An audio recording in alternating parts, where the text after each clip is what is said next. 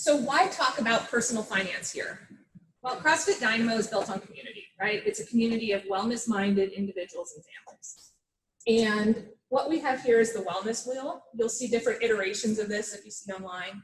This particular one came from the Yale School of Medicine, and it talks about the 8 elements that make up your personal wellness. So number 8 here on the wellness wheel is financial wellness. So if we're pretty much covering all the others here at Dynamo, why not talk about our financial wellness as well?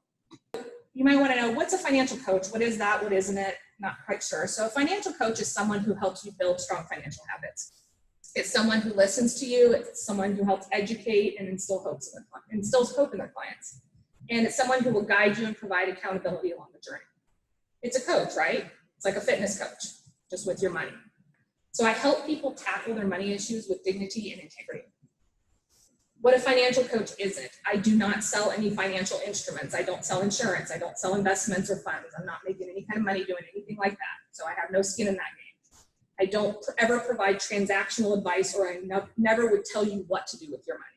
I may make some recommendations, but you're always going to be in the driver's seat. And I don't judge.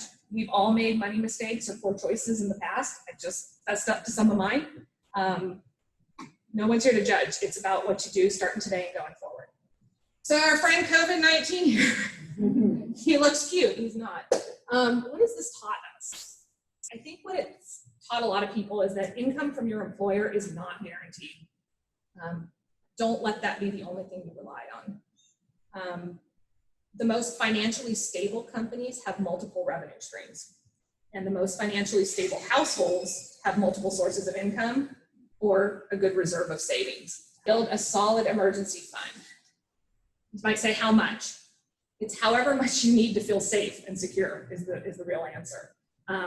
There's a lot of recommendations out there for 3 to 6 months worth of living expenses. That's a great place to start.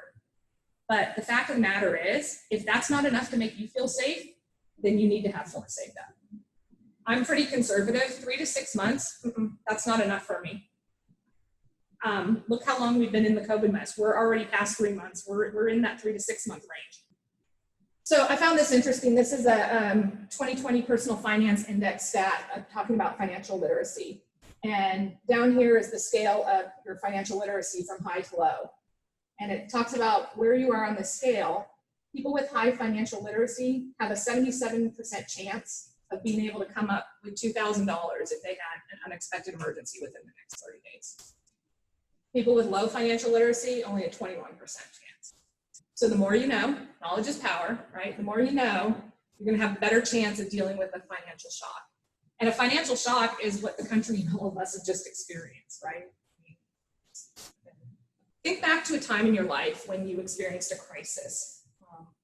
This could be a job crisis. This could be a relationship crisis, a divorce, a health crisis, anything like that, right? Think back to a crisis in your life. And did you reach a breaking point during that crisis where you said, never again will I blank, blank, blank, right? Like, never again will I let a boss harass me. Or never again will I let my husband, wife, boyfriend, girlfriend treat me that way, right? Or never again will I neglect my health by avoiding going to the doctor. So how about never again will I be unprepared financially? And this is the one that many people are dealing with right now. This is what a lot of people are learning. They were exposed. They lost their job, they had no savings, they had a lot of debt, they've got big payments to make, and the world's coming crashing down. And pain is a very thorough teacher. If you've been through pain of any kind, it teaches us lessons. And so if you're one of the people, or you have someone in your family or friends or coworkers that you know right now is in this moment of crisis financially based on what's going on, I hope they're having their never again moment and saying, I will never again find myself in this position. COVID-19, what now? So I put this little what's next photo in here, but the truth of the matter is we have no idea what's next. The first thing I've got up there says protect your 4 walls. And what that means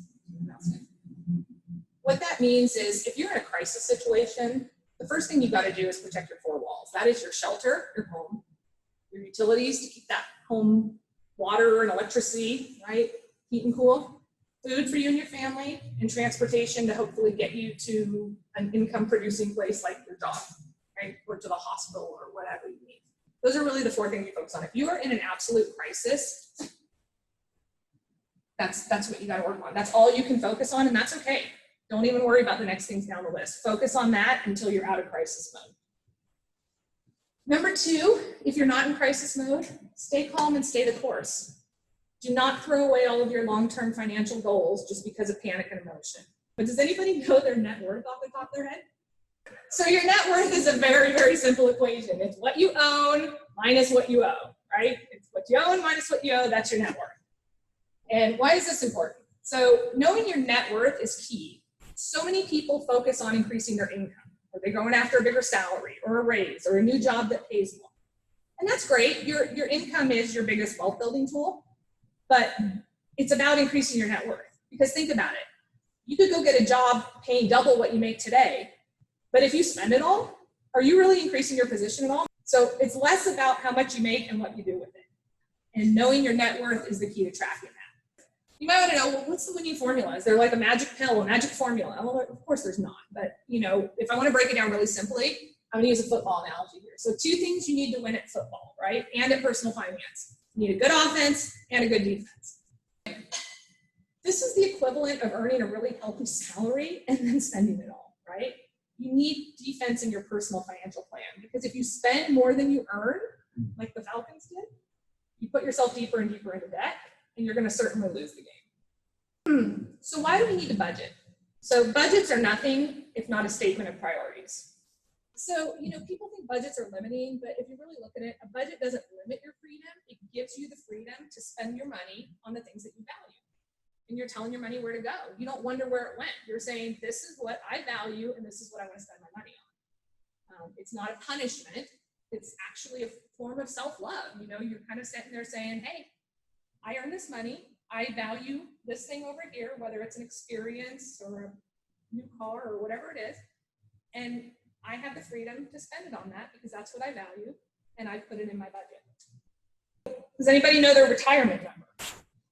But it might surprise you that I'm not even asking about an age. I'm asking about a dollar amount. And I'm not asking anybody to say it. I'm just saying, would it surprise you to learn that retirement is a financial number and not an age, right? It's not about some arbitrary age that the government told us that we should or can stop working. What I mean is your retirement should be the amount that you need to live the life in retirement that you've always dreamed of. So personal finance is personal, right? It's unlikely that anyone needs help with all of these topics, and these are just some of the topics I can work with people on. As a financial coach, I will meet you where you are in your journey, right? We talk about the areas that are your pain points or the areas you need to work on and focus on the areas that are most productive to you. And of course, financial coaching is completely confidential. I would never disclose any clients that I'm working with or anybody's personal situation. You're welcome to share your success stories if you want and talk about them, but it's completely confidential. So just real quickly, kind of budgeting, we talked a little bit about that. What I will say is that is a huge focus in my practice. No matter where you are in your journey, I always work with people on that. Planning for retirement, this is like my favorite thing to talk about. It's where we get to dream, where we get to talk about your dreams and how you get to meet your dreams. It's, you know, it's really fun. And that can include talking about things that aren't so fun, like estate planning and stuff like that as well, but we can kind of cover all of those. Household disaster planning tools. I talked a little bit about the Protect Your Family's Tree, and then another product that we're about to launch here in the next couple of weeks is a household disaster recovery workbook. And sounds like a lot of words, but it's a tool for disaster preparedness, resources, and customized plans for your household to mitigate and deal with disasters like weather emergencies, like fires, floods, hurricanes, terrorism, pandemics, whatever the case may be. So watch for that soon on my website or on my social media posts, but it's, again, going to be a very customized plan where you can sit down and say, these are ones that are pertinent to where we live or to our household, and if this happens, this is what we should do to protect ourselves, to mitigate, to recover from, you know, things like that.